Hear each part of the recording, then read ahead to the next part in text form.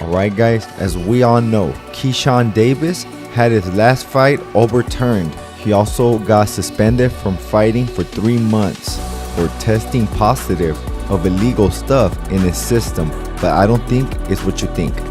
But to me, it doesn't make sense. Well, it makes a little sense, but I'll explain that later on in the video.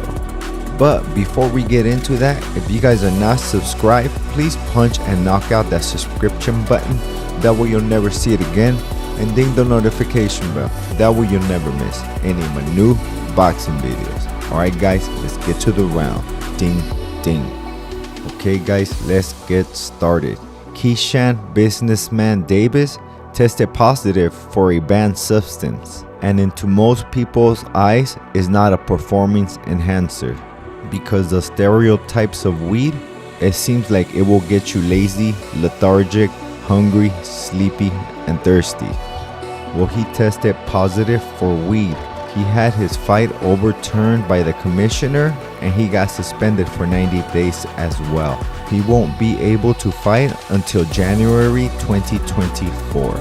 He also won't be able to fight Jose Pedraza on December 9th. So it's just a little setback, because this was a good step-up fight for Keyshawn Davis. I was really looking forward to this fight because Pedraza is a former world champion. But I believe the law was way too harsh on Keyshawn Davis. I've actually never heard of someone overturning a fight ever. This is actually the first time I've heard of it. But if you guys have heard of another situation like this before, comment below and name who it was. Not even Antonio Margarito with his plaster hands. The fight with Miguel Cotto, it wasn't even overturned. They actually let him fight Mosley right before they even found out he had plaster in his hands. Mosley beat the brakes off Margarito. They let Margarito fight and suspended him for 1 year. I believe that was a slap in the wrist for what he did. He should have been banned for life from boxing. I believe he took a lot from Cotto in that fight, and I truly believe if Margarito did not have those plasters in his hands that night, Cotto would have been undefeated and he would have defeated Margarito. I do believe it's a little unfair that boxers could drink but they could not smoke weed. You know, to have a good time at a party, because that's what I do. I do not drink, so I smoke weed to have a good time at the party. Also, if you're not a heavy smoker, weed lasts about a month in your system. And if you're a real heavy smoker, it could take like 45 days. I know that to be a fact. What if Keyshawn had smoked 4 to 5 weeks before he got tested? It still would have showed up in your system like if you smoked before you even got to be tested. They don't test for alcohol, so you could probably be drunk being tested for PEDs, but alcohol kills everything, even PEDs and steroids. Just kidding guys.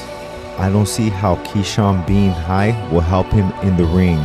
Even though when I used to box, I used to know a group of people that they used to smoke sativa before they sparred, but they didn't start smoking. They started and they changed their style like very fast. So I seen that and I tried it myself. I sparred with a familiar guy that I spar all the time named Ricky, because I wasn't gonna smoke sativa and spar with somebody new.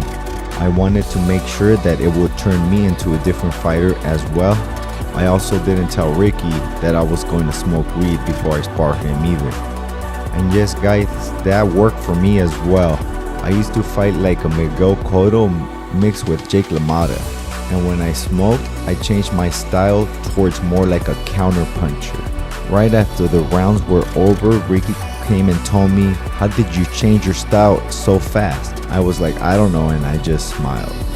What I'm saying, I'm from San Bernardino, and in my gym, people used to smoke weed before they spar, and people used to drink shots of alcohol before they sparred as well.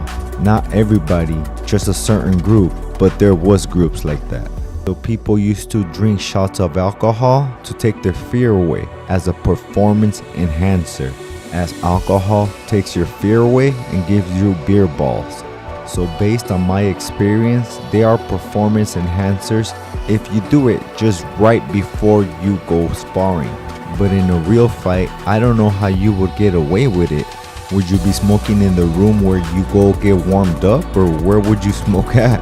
Or smoking in the way into the ring? Because it takes a good amount of time to set up the fight, right? By the time you start the fight, you would have been high for like 35-45 minutes. And by the time you go fight, you'll probably be at the lazy part of the high.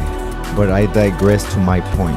I personally believe it's messed up what they did to Keyshawn Davis. I can possibly see the suspension, but not the fight overturned. But if anything comes good out of this, is if in the future we see another unfair fight, we could finally petition for fights to be overturned. Especially if people test positive for PEDs. Just bring up Keyshawn Davis' case and be like, he got his fight taken away for just weed. Whoever made that decision was just being an extra diva. What do you guys think? Was the decision harsh on Keyshawn Davis, or was it fair? Comment below and I'll write to everyone back. But remember guys, subscribe.